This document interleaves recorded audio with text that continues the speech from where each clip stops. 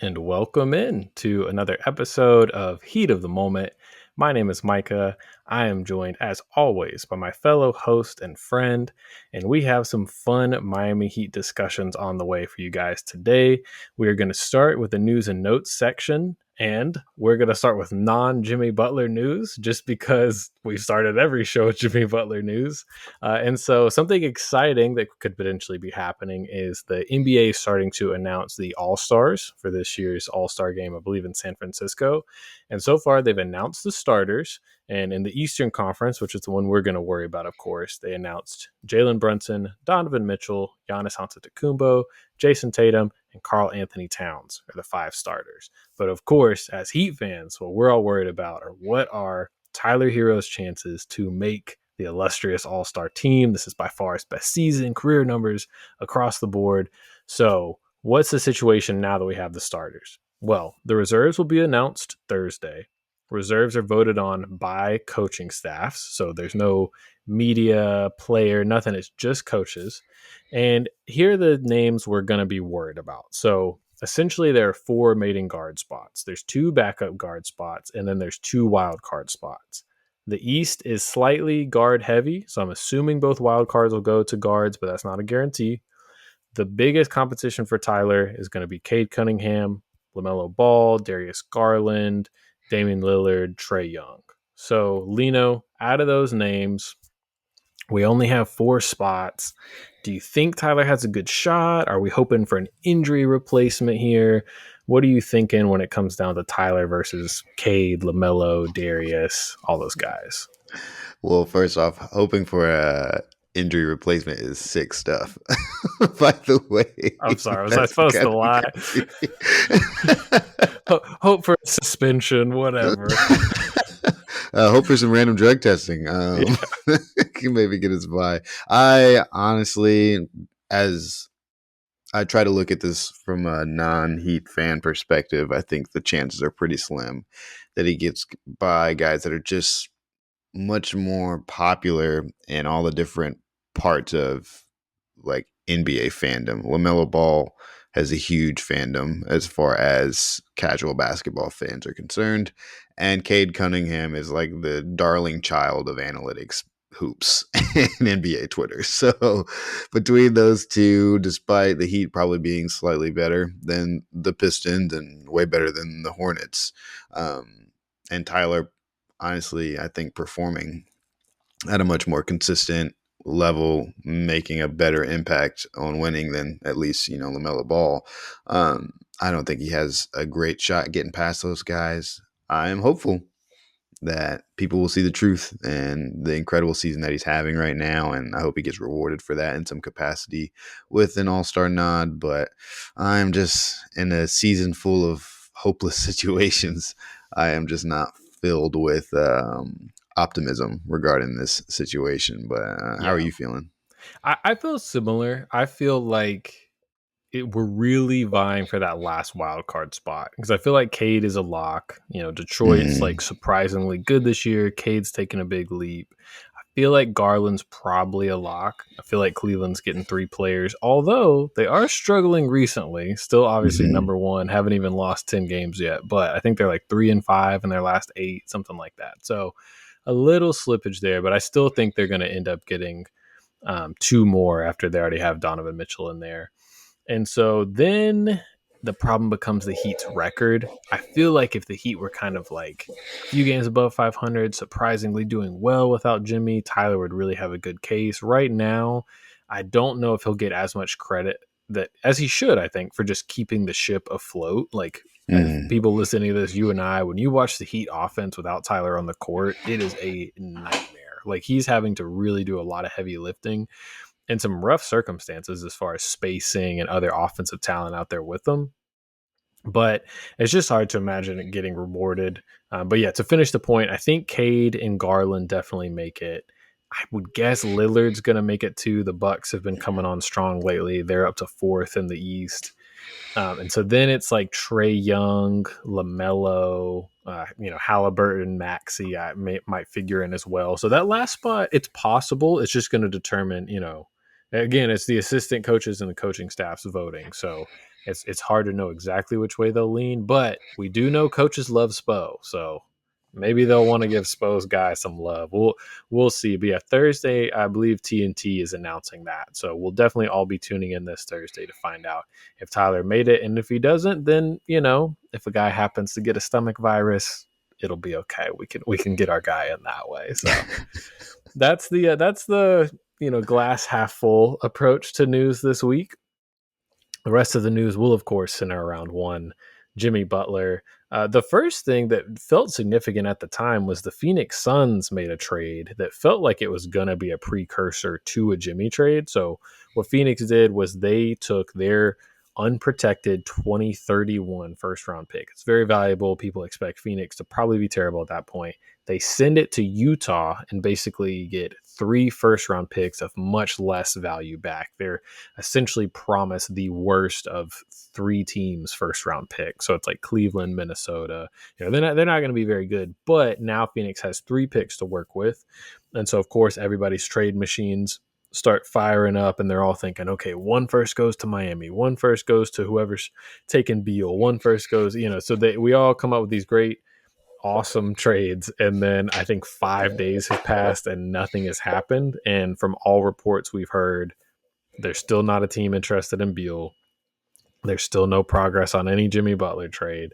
There's no dark horse team really emerging. Memphis had the best chance of being that. Jimmy's camp shut it down. And then it all culminates into just a few days ago, the Miami Heat are getting on the plane to fly up and play their game. I believe it was the at Milwaukee game. And Jimmy Butler does not get on the flight and then is suspended for the 2-game road trip that we'll be talking about today. So before we get to the actual games itself, Lino, just the Phoenix trade, the recent Jimmy suspension, Jimmy probably coming back tomorrow or today by the time you guys are listening to this.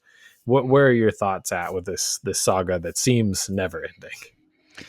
Man, I have definitely flipped a page in regards to how well I think this team will be able to stomach having Jimmy on it past the deadline. Up until, he came back recently, and through the first few games of him being back, I was like, oh, it'll probably be fine. Like, if we can't get a trade through, like, it'll be a little awkward, but it should be business as usual. But after watching the games he's played in, and also with this new drama with the flight and the immediate 2-game suspension, like, this is going to get ugly fast. And I am not looking forward to seeing Jimmy Butler in a Miami Heat uniform again, because it will not go well. I can almost guarantee that it's going to be very ugly from this point forward. So yeah, not in a good mood about it in any kind of way. The Yeah, trades feel very far away, which is terrifying. And I was hopeful that I wake up today with some kind of momentum on a trade as far as news is concerned, and we got nothing. So right. it's about to get real bleak for the next 2 weeks. Yeah. Yeah, that's how it feels. Yeah, it's a good point. We should note we're like 11 days from the trade deadline, which in some ways you can feel optimistic, but also there's a lot of dread that comes with that, because it's like, oh God, what if a trade doesn't happen? Then what Mm-hmm. reality are we in? I think as a fan, I am to the point where I really wish the organization would just send him home with pay. Yeah. I know there's things in the CBA that say like you can't necessarily do that, and especially with a star like Jimmy, I could see the NBA being like, "Listen, we're putting you on ESPN. Like, we can't headline that with Tyler Hero and Bam Adebayo. Like, we need this, multi-time All Star out there." But if there was a way for the NBA, the Players Union, and the league itself to be okay with him going home, I think that would be what's best for everyone. Definitely until the trade deadline, and then if nothing happens, thereafter. Mm-hmm. But yeah, again, it's just all very sad that we're at this point. And like we mentioned, the next game is against Orlando on Monday night. And all the reporting so far from Anthony Chang, Ira Winderman, different local Heat reporters, is saying they expect Jimmy to be available and to play. But I will say, if anyone's listening to this before that game, this is new to me, that at least that I've noticed, they've all noted he will be available, and it will be almost up to Spo if he starts or plays.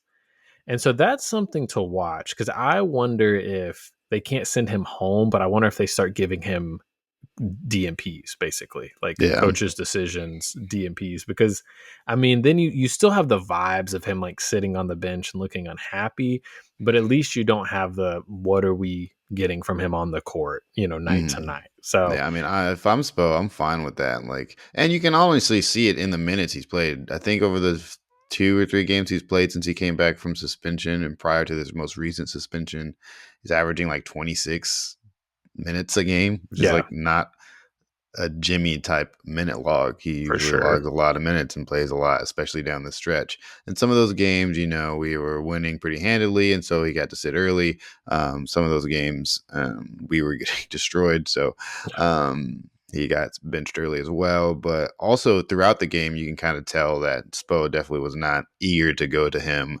or change the lineups, which is nice to see that, if he's here, Spo is still focused on getting the guys that are going to be here the meaningful reps that they need, which which is something that I'm super excited to talk about as far as what we Hmm. got to see from what we'll probably get to see for the rest of the season.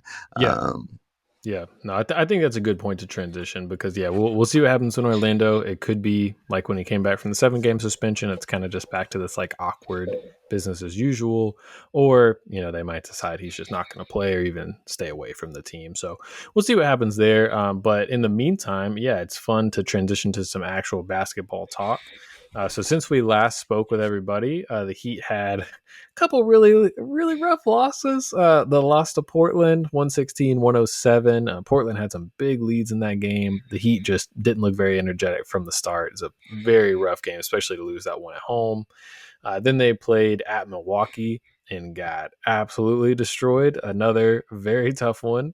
But then just yesterday, if you're listening to this today, we recorded, they won at Brooklyn 106-97. Again, not a great team, but we saw some good moments from the Heat. Also saw some rough stretches in that game, but a late yeah. third quarter run really opened it up. So, Lino, overall, is there anything you've seen that's kind of got you excited about how the team is looking, or any kind of trends you've seen in this recent stretch? Last episode, we spent a lot of time talking about the Bam and Ware stuff, and I think we'll go into detail. That was the most exciting thing to see, even the highs and the lows of, the risk and reward of playing those two guys together. That was very interesting to watch happen over the last 3 games. Overall, though, there wasn't much exciting to see. I think we walked into this episode or into this stretch hoping to go like 2-1 or 3-1 over the next 4. Going 2-2 is exactly what this team has been doing, being a 500 level team all season. So I don't know why I'm surprised, but overall, it was slightly disappointing, especially because in that Milwaukee game, we got off to a pretty good start and things were looking kind of exciting after that first quarter. And then everything just kind of fell off the rails from there. Portland, that was just a weird Jimmy effort game, and no Tyler with the groin injury the day after his birthday is kind of sick stuff. But I'm glad he's better and recovered. Um, and I watched that Brooklyn game today actually, and I was like, man, we are lucky that Brooklyn is terrible. Like, it was not a game where I was like, yeah, we won. We figured it out. We're putting it together. There were parts of it that I was like, oh, this is cool. But there are also stretches where I was like, what are we doing? And honestly, most specifically, I was very curious as to what Spo was thinking with some of his lineup decisions, particularly in that Brooklyn game. I don't know if he just felt like it was a great time to get experimental after being on a 2 game losing streak, play one of the worst teams in the league. But yeah, it's been a rough week in basketball for Miami Heat from my perspective. But, what did you see in these games? Were there any particular ones you wanted to dive into? Yeah, I think I want to talk more about kind of what feels like a transition point with this Mm, organization that's happening right now. And I think as fans, the whole, we'll call it the Jimmy era or the Jimmy Bam era, has been difficult to deal with in terms of expectations, right? Because yeah. we get Jimmy for the 2020 season, first season here. We don't really have any big expectations. And then we make it all the way to the finals in the bubble. It's like a 5 seed, right? So it's like, oh, okay, we're pretty good. The next year, we just made it to the finals. We're excited. They get swept in the first round by Milwaukee. And I can go through the play by play, but essentially, this team has had a lot of moments where the expectations were low, maybe not from the fan base, but from national media, and then they exceed them. And they've had seasons where expectations are high and they don't meet that level. And I think right now, if we're all assuming we are leaving the Jimmy era, whether that's at the trade deadline or he's kind of going to be away from the team the rest of this season, I do think this team will start to look a lot more like the 2017 to 2019 Miami Heat, where there's some good role players, some good young players to focus on.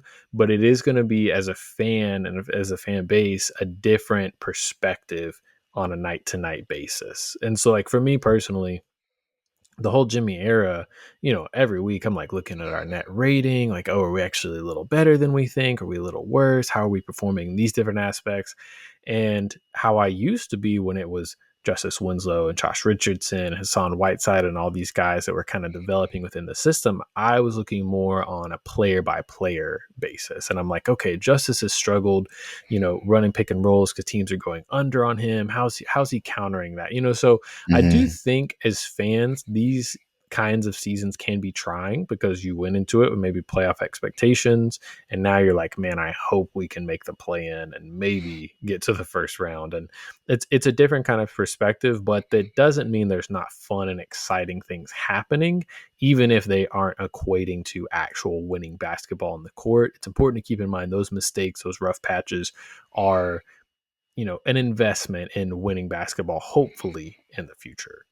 Yeah, I think that's a good point, especially because I believe, and I don't really have any statistics to back this up, that, there's a considerable portion of the fan base that were fans of the Miami Heat when LeBron came to town, or became fans of the Heat while LeBron was here. And then maybe didn't switch teams, but probably stopped paying attention to this team after he left and after Dwayne Wade left. Um, um, and just were not paying attention for those years until Jimmy got here. Those years were, not fun in the conventional way of fun, but you kind of had to find your own fun within the team. Like, you just had to find yourself rooting for a team that would eventually go from being 10-31 to 31-10 for the rest of the season, and that being something feel excited about is finishing the season at 500, and pushing for coach to win Coach of the Year with the 500 level team. Like, that Hmm. is Hmm. maybe what we have in store for ourselves moving forward. And there's a lot of joy that can be found in that, as far as, really getting to lock in with some players that when the next star comes to town, or when the next iteration of a championship run comes to Miami, which it inevitably will, pieces from this era, especially the really young players and some of our most recent draft picks, they're going to be a part of that team in some capacity, or they won't, based on how they look Hmm. through the next couple of seasons. And so, getting a start on that early is good to figure out. The cool thing is, we'll never be like absolutely terrible. Like, we're never going to sink to the bottom.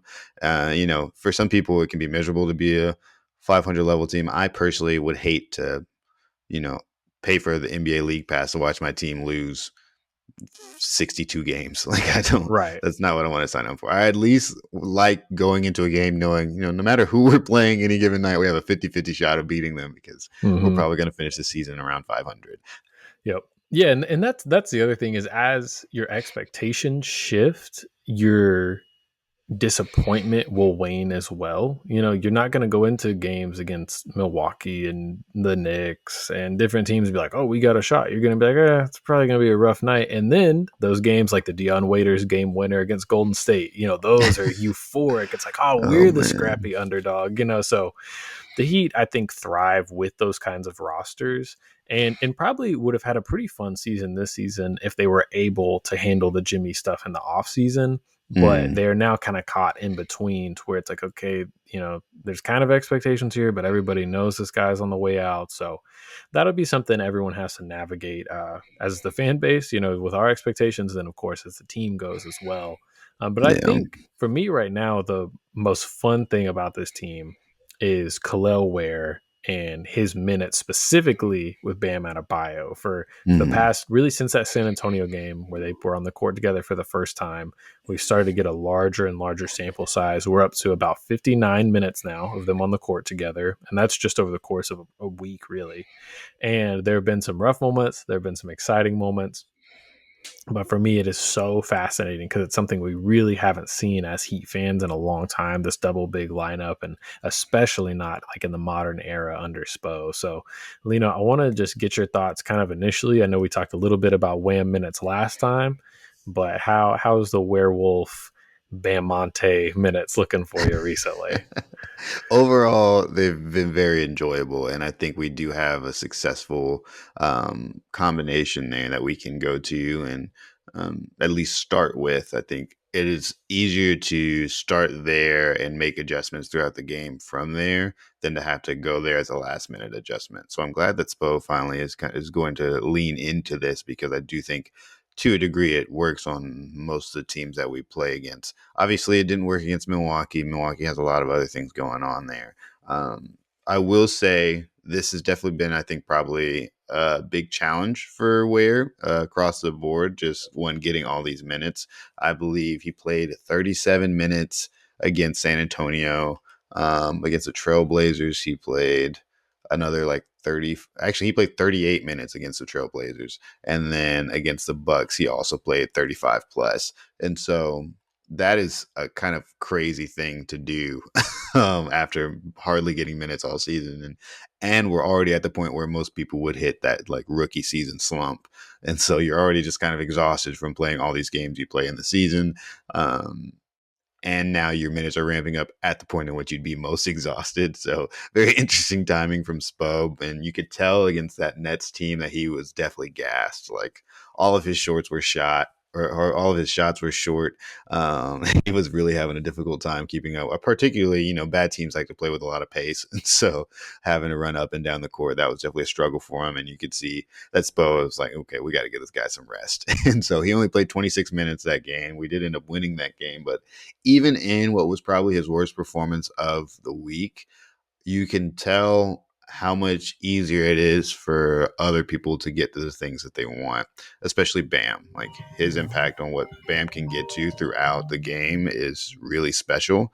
And I believe the way that he really opens up the floor for the other shooters as well. Like Tyler, he gets a lot of space for Tyler. He gets a lot of space for Duncan. The actions that happen off ball with him have been really awesome. Just seeing, the main action with the ball is taking place, but you've got Duncan and Ware doing, actions away from the ball on the weak side of the court that the team has to keep up with, because that could turn into two different kinds of open shots.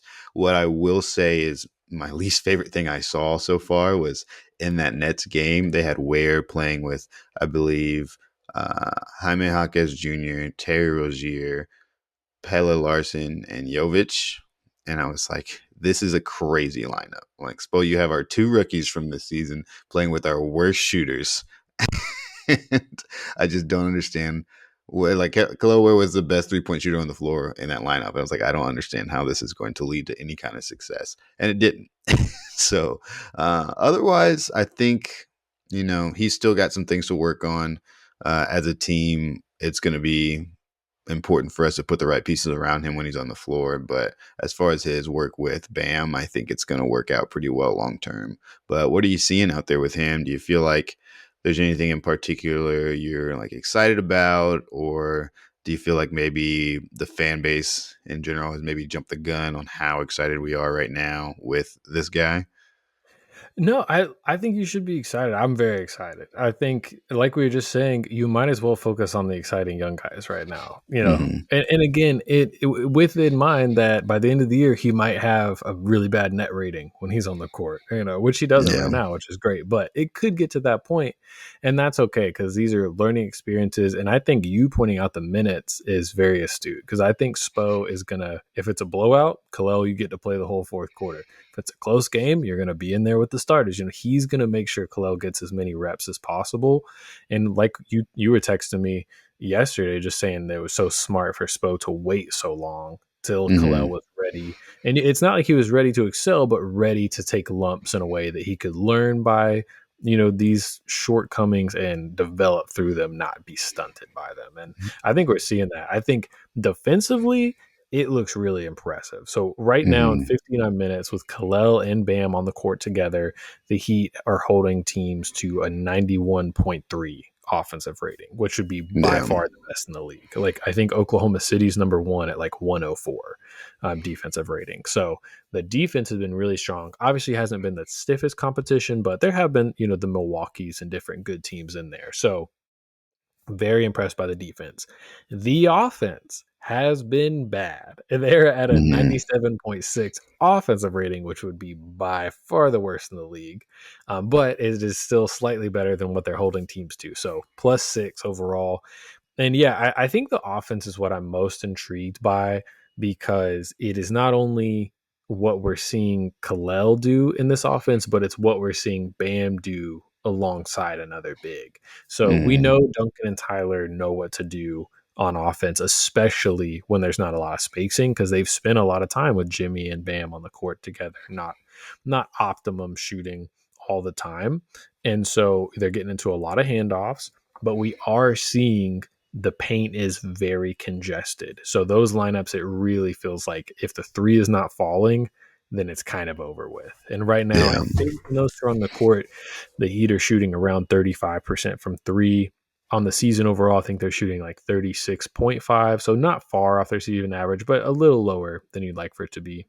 Mm-hmm. Yeah. And One thing I wanted to note was just that you're right in that. Sorry, I lost track a little bit of what I was trying to say. The main thing I wanted to say was Kel'el Ware's shot attempts are remarkably high over these 4 games, and I don't think that's a key to success for us. Do you feel like he's taking too many shots, or do you feel like he's just kind of it getting into a rhythm there? It's interesting. I feel like it's mostly okay. I don't have numbers in front of me, but I feel like almost all of his shots are assisted or like off a pass. So I Mm-hmm. feel like they're coming within the flow of the offense. If they were more like just him posting guys up, which he has done a little bit, I wouldn't love those as much. But I feel like good looks for Kalel come from good process from the offense overall. And I Mm-hmm. think all the guys are looking for him. I think they all really enjoy throwing those lobs up to him. And then, of Yeah. course, with he and Bam on the court, for anybody that didn't watch the Milwaukee game, it was almost laughable how much Brook Lopez was playing off Kel'el Ware. And same goes with Giannis with Bam when Bam was off ball. And so Kalel's just going to be open for three. Right now, this doesn't include the Brooklyn game, so I have to go back and check. But before the Brooklyn game, Kel'el was averaging about 4 3-point attempts per 75 possessions, which is about the average NBA game. That's a little low, I think, honestly. If you look at Brook Lopez, he's at about 6 per 75. Miles Turner is also there. Carl Towns is at like 5.5. So, comparing him to other stretch bigs, which we hope he will be, I wouldn't mind him taking even more. And I think the more he plays with Bam, the more he'll have to take them. And right now, low volume, but he's still shooting a very good percentage. I think he's still around 40% from three, which is awesome. But that's going to be a huge point of emphasis for this offensive scheme because when Kalel is in the corner, it is like you're playing 4-on-5 as far as the defense is concerned. Like Brook Mm-hmm. Lopez, the only thing Brook Lopez was worried about when Kalel was in the corner was not getting a defensive 3-second called on him. He was literally under the basket, counting to three, stepping out, and then going right back to under Wow. the basket. So and guys are going to have to play off that. One thing I found super encouraging when I rewatched the Milwaukee minutes was Kalel seems to be a pretty good cutter, which I was very Mm-hmm. intrigued by. I hadn't seen that a lot in his game, but because Lopez was playing so far off of him, he got 2 lob dunks from Tyler where Kalel could have stayed in the corner, could have just waited to take his three, but instead saw Tyler driving, knew Lopez was going to come over to him, and Tyler, again, has been awesome. We're probably not talking about him enough, but he just threw perfect passes for Kalel to crush 2 big dunks. So that kind of stuff is exciting because we talked about this a lot on our national NBA pod. We used to do Rational Confidence. Players that don't shoot threes, they have to learn how to work around that weakness. They can't just pretend they're a shooter, right? Like you can't Mm-hmm. just stand in the corner, you have to figure out, okay, when do I cut? When do I go set a screen? And Yeah. like we're saying, Kel'el, he can shoot threes, but he's not being guarded out there. So he has to figure out other ways to impact it. And so those cuts are really exciting to me. I think that's something I'm definitely going to watch as teams And it play off. really helps. It definitely helps that he's got such a verticality element to his game. Like he can just get up there. Like Tyler's throwing lobs over Brooke Lopez of all people, and Kalel is finishing them. And so that is awesome.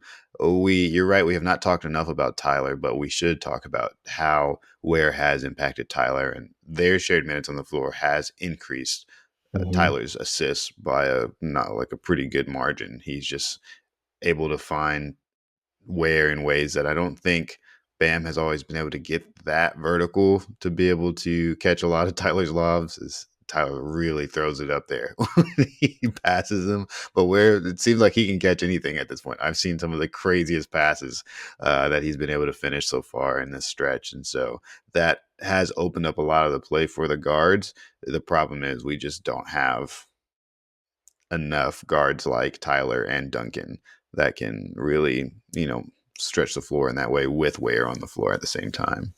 That's a great point because that has been something as I've watched this when I'm watching, especially non double big lineups with where he's the Hmm. only big.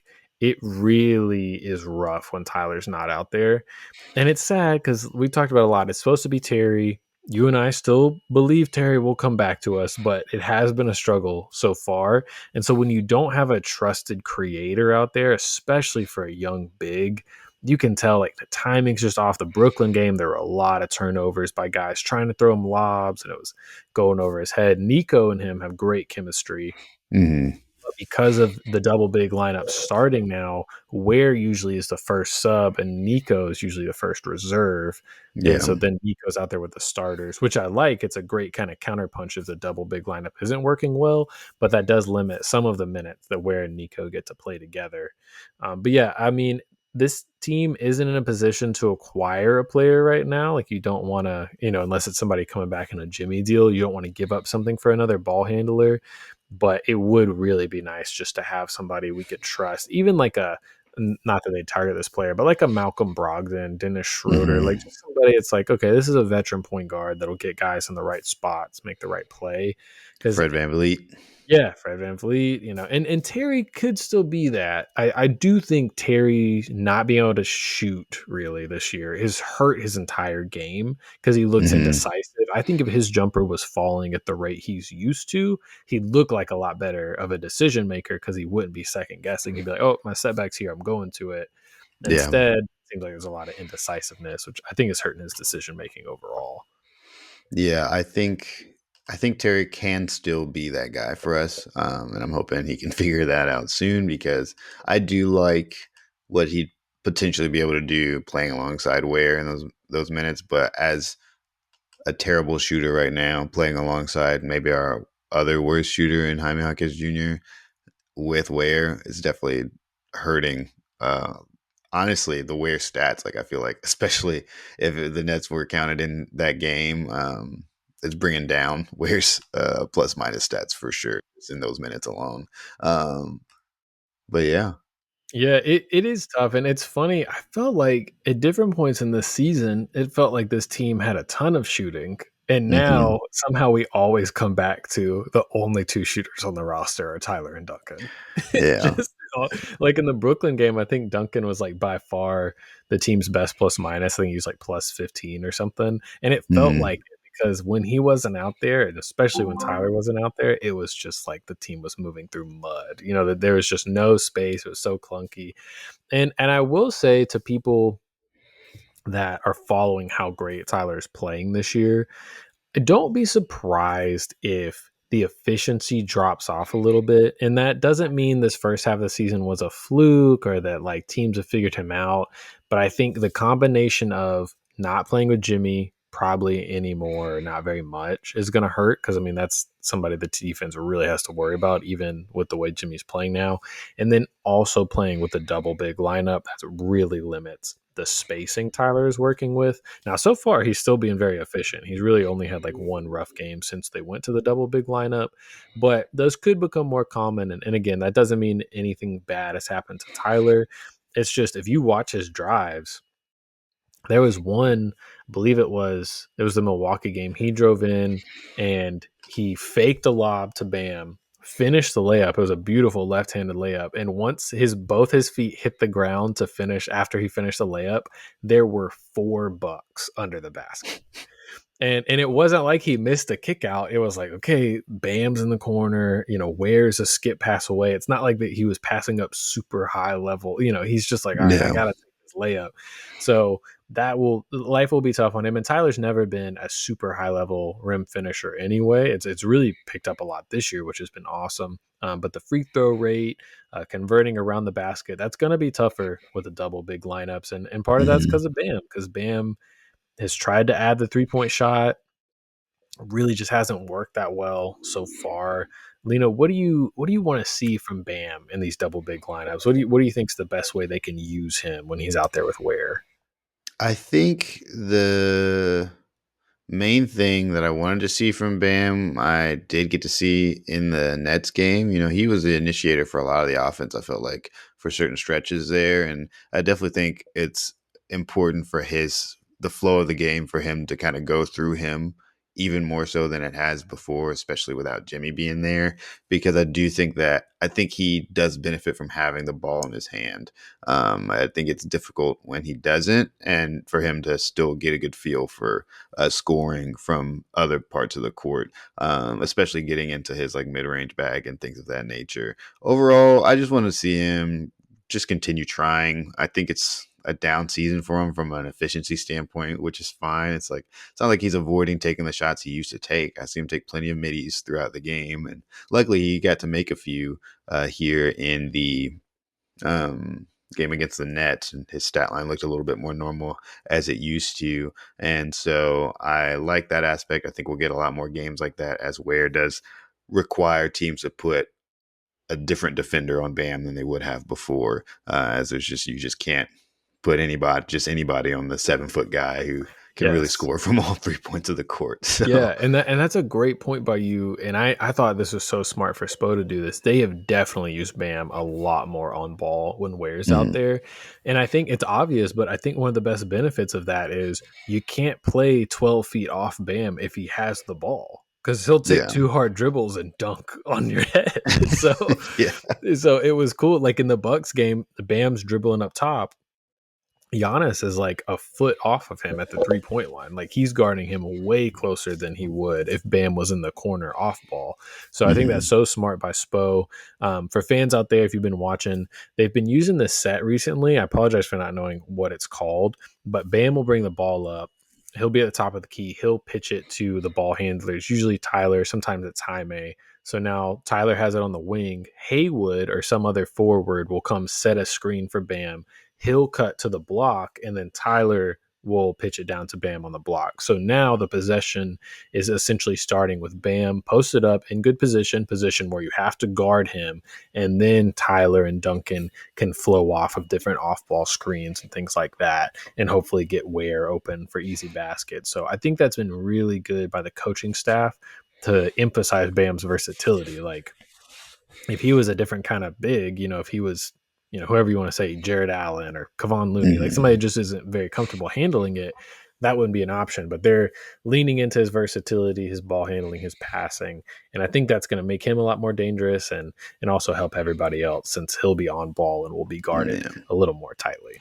And the shots are going to fall again. And overall, everybody just needs to give it a rest. He came in here as a backup to Hassan Whiteside, grew into a player that became, an all NBA defensive player of the year type player for us, became a max player in 2020 and has, been a part of several championship attempts and finals runs so far. And he's having maybe the first down year of his career. And it's like, I feel like people forgot that Tyler had at least 4 down years before we got to this point of Tyler. And so it would have been nice for him to build off the momentum of a short offseason in the Olympics, but sometimes it just doesn't happen. And really, it's just the fact that his shots aren't falling. Like people have down shooting years, and it doesn't mean the player that he was for the past 6 years is just gone now. He's still got so much that he offers to this team, even when the shot's not falling. And I think the shot's going to fall again. So I'm not worried about him at all. He can honestly continue to have this downturn. He still does so much for this offense, and especially for the defense, that, it's just crazy that the fan base can get frustrated with a guy. I mean, it's easy to get frustrated as a fan when your team is losing. That's a natural response to things. I just think the internet takes it a bit far sometimes for a guy who, for all intents and purposes, has really covered for some really bad stretches from other players like Duncan and Tyler. And not that, they have anything to do with it, but it's just funny how quickly people can change their tone, just because somebody's mid-range shots aren't falling. Yeah, I'll put it more harshly. If you don't like Bam Adebayo, you don't like Heat basketball. Like Yeah. you're not paying attention to what's going on out there. Like you're one of these fans, like you referenced, like the fans when LeBron left. Maybe it'll be similar, like when Jimmy leaves, the team isn't as competitive.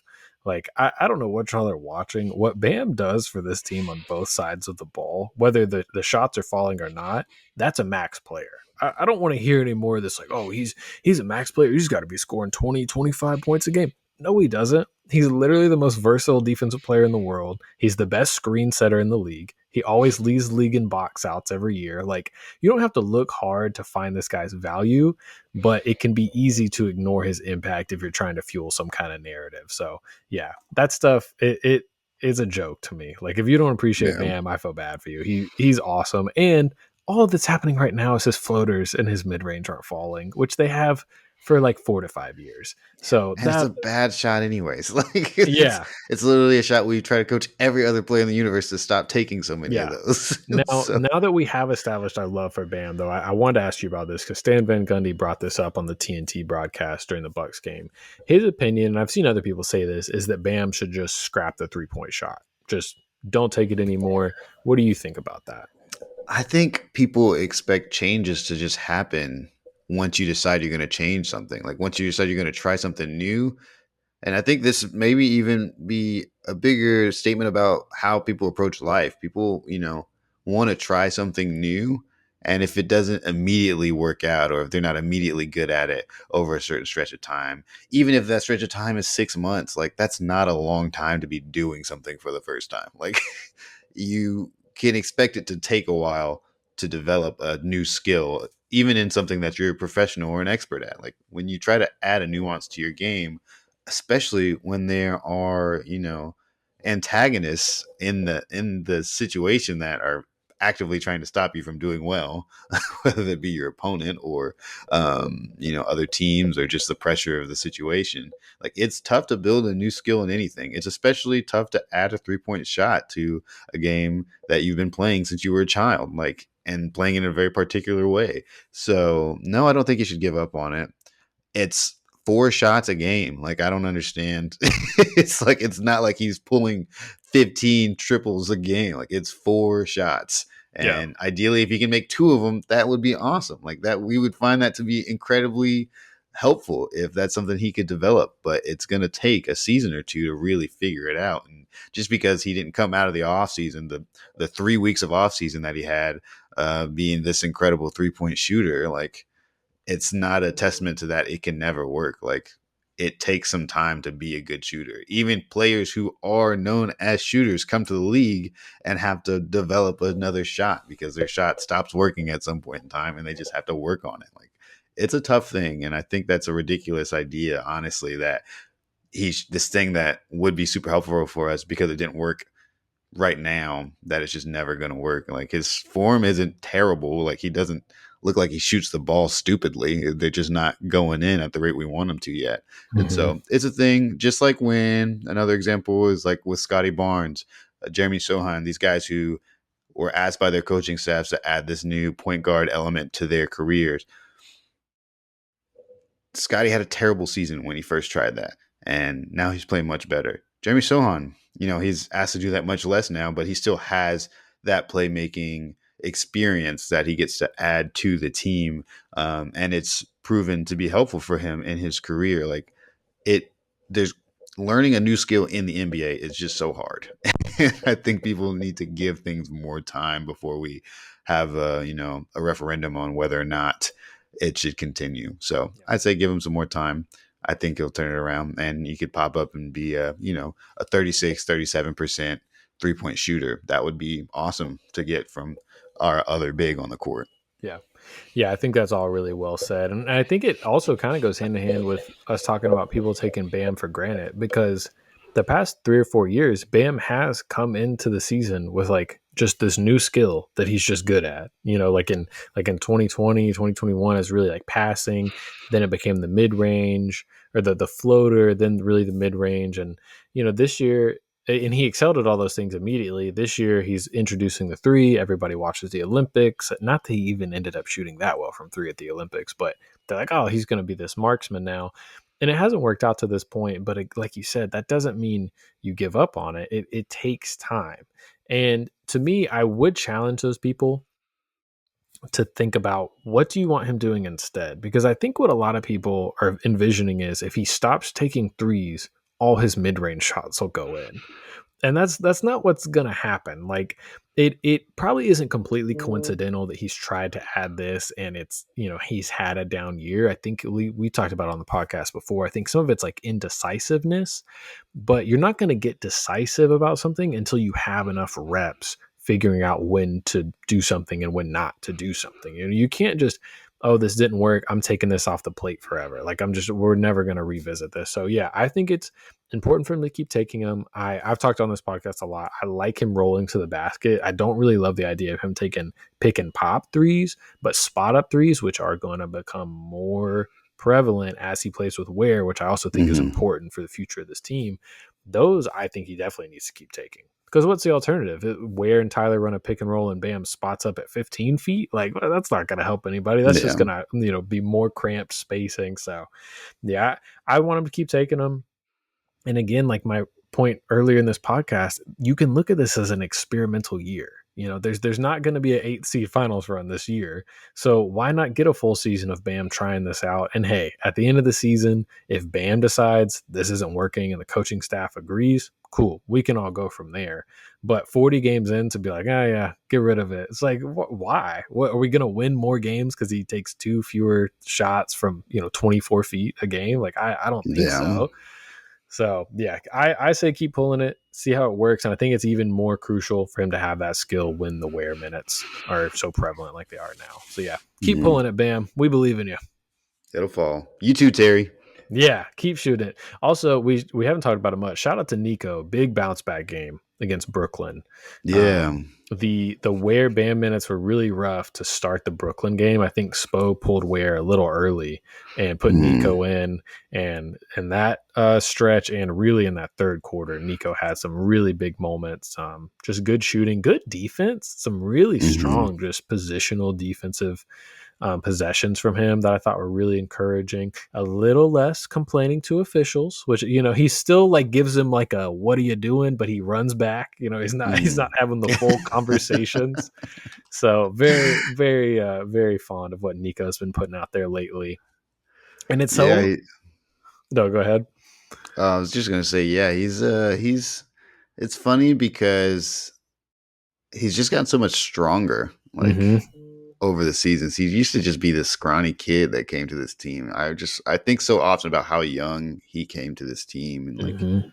how many years he's been on this team already, and he's still just what 21. Mm-hmm. Like that's crazy to me. But he's like, you know, got so much strength and has been able to use that to his advantage and continue to have a pretty nice like finesse to his game, whether it be shooting or playmaking. And so, yeah, it's all been really good to see. But I'm glad he's able to bounce back and really figure things out, especially as Ware was starting to taper out there towards the end of this road trip. One other thing I have in my notes, we talked about shooting struggles. Do you think Spo needs to look for a way to get Alec Burks some more minutes? And if so, is there somebody you think could, stand to have a few less minutes for Alec to get out there? I think we gotta. I think we gotta take a few minutes away from Jaime Jaquez Jr. Maybe even just like bring him down to like 15 minutes a game, just to get a look at Alec just another time because that shooting could be helpful, especially if you're gonna play Ware, Pele, and Terry Rozier. It's like throwing Jaime Jaquez Jr. in there is all just a recipe for disaster, if you're asking me. For him and for them, like that's not a lineup that I think Jaime needs to be playing with. He like needs to play with shooters and things of that nature, and guys he can kind of kick out to you, and you just Mhm. don't want him kicking out to high. You don't want him kicking out to Terry Rozier and Pelle Larson right now. That's just not super helpful for him. Yeah. But until he can figure it out, maybe get a little bit of a level reset. Um, that's probably who I would go to first. I know most people would say to take away the Terry Rozier minutes. I'm not doing it. The number one Terry I'm not believer leaving. can't say that. I can't do that. I can't do it. I'm contractually obligated to say that Terry actually needs to be starting. So if we could get him like 5 or 6 more minutes. Yeah, that it is interesting because you would think like, we just had this whole podcast about this is a developmental year experimental. Like you wouldn't think, oh, Alec Burks needs to be out there more, but he could help these young guys develop just to have more shooting around them. So, and Alec, whenever he comes in, he just balls. He just hits a ton of threes, and it's very impressive how kind of professional he is about his scoring. He's always excited on the bench and just seems like a great locker room guy. So yeah, I wouldn't Yeah. mind seeing more Alec. If it's a few less Terry minutes, even a few less Jaime, a few less Pella. Pella's getting some good minutes, but he could also probably get good minutes in Sioux Falls and get even more on ball reps, stuff like that. So I think there's a point of diminishing returns with playing too many young guys. So I wouldn't mind if Spo leaned into Alec really to help out Ware and Nico and those Yeah. young And guys guys that like seem to have. Larson, I feel like is a bit more of like a 2-3 year project. Like I Yes. don't think he's a guy that needs to develop immediately. Like Ware is somebody like, you know, we need to get this guy going Yes. immediately.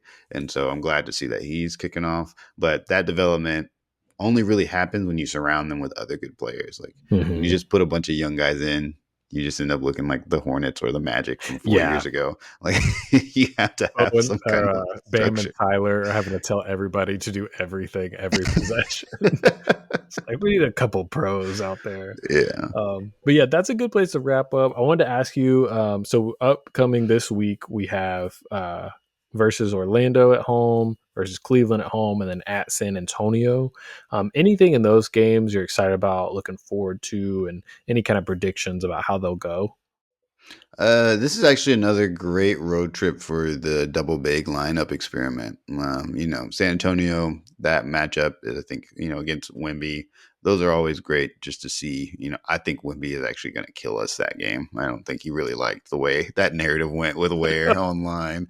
Somebody calling Ware baby Wemby is nuts, by the way. I Yeah, if saw that you a couple did times that, online. yeah, delete That's some your sick account. stuff. You got to go, dude. That's crazy. But unfortunately, he probably saw that and is not going to be very happy. So Yep. expect a 60 bomb from Ware. But the double big lineup in Cleveland versus our double big lineup is going to be very interesting to see how that goes. And hopefully they learn some things because Cleveland's clearly figured it out.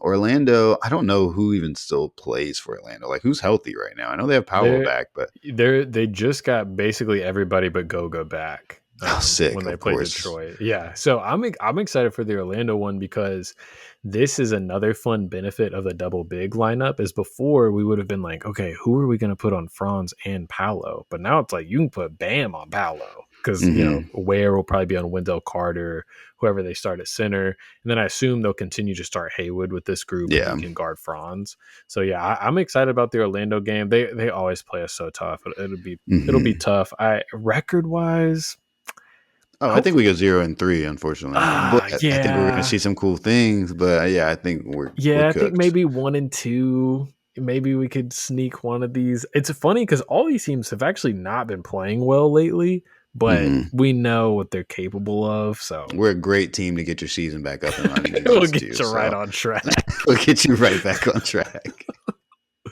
Yeah, well, we're looking forward to those games. We're not looking forward to another week of Jimmy Butler trade rumors, but maybe by the next time we talk to you guys, a trade will have happened. Not that we want to run Jimmy out of town. We just want to know what this team is going to look like for the rest of this season.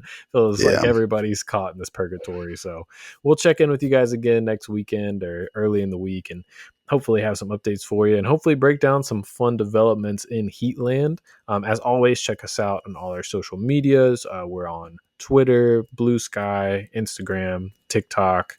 You can also, if you have any questions, please comment on the YouTube channel. We would love to respond to them. We can even read them on the show if anybody's interested. And yeah, thank you guys for tuning in. For myself, Micah, my good friend Lino, we will talk to you guys next time.